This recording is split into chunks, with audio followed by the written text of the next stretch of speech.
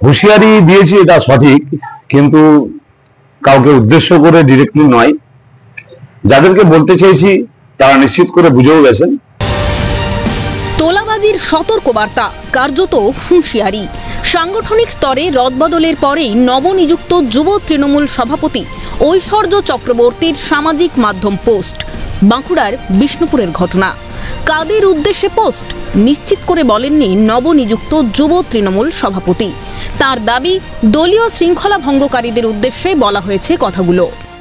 হুঁশিয়ারি দিয়েছি এটা সঠিক, কিন্তু কাউকে উদ্দেশ্য করে ডিরেক্টলি নয়। যাদেরকে বলতে চাইছি তারা নিশ্চিত করে বুঝেও গেছেন এবং তাদেরকে শুধুমাত্র সতর্কীকরণ করা হয়েছে। তার কারণ আমরা ইতিমধ্যেই দলীয় স্তরে পর্যালোচনা খবর আমাদের কাছে উঠে এসছে, তথ্য উঠে এসছে। আজকে দল ছোট পর্যায়ে নেই, অনেক মানুষের ডেডিকেশন, অনেক মানুষের আত্মত্যাগের পরে দল একটা বৃহত্তর জায়গায় মহুর হয়ে পরিণত হয়েছে। এখন দলের এই এত বড় জায়গা, বড় পরিবার, সেখানে যেমন আমাদের বড় পরিবার তৃণমূল কংগ্রেস, আমি মনে করি আমাদের একটা পরিবার।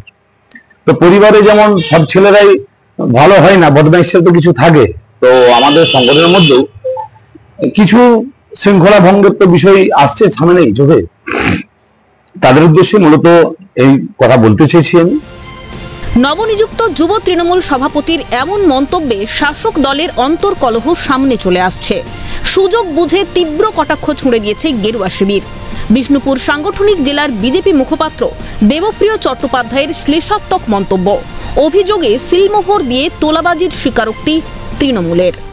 দেখুন, প্রথম কথা হচ্ছে হুঁশিয়ারি কিনা জানি না, তবে স্বীকারোক্তি বটে। এতদিন ধরে ভারতীয় জনতা পার্টি যে বলছিল যে তোলাবাজি করে আসছে তৃণমূলের দল, সেটা স্বীকারোক্তি আজকে ওনার মুখ দিয়ে দেখা পাওয়া গেল। ঠিক আছে, তো আর বিধায়ক কি করেন তা তো বলতে পারবো না। তোলা নেন না বা তোলা দেন না, ঠিক আছে, সেটা তো তারা বলতে পারবেন। তবে আমরা এইটুকু জানি যে তৃণমূল স্তর থেকে একেবারে উচ্চ স্তর পর্যন্ত সবাই তোলাবাজি, এবং তারা সবাই তোলেন, তোলার ভাগ পান। যে যেখানে পান না, তার ক্ষমতা থাকবে তাহলে হুমকি দেন, আর যে যেখানে যার হুমকি দেওয়ার ক্ষমতা নেই তিনি যে সেই ভাগ নিয়ে আসেন।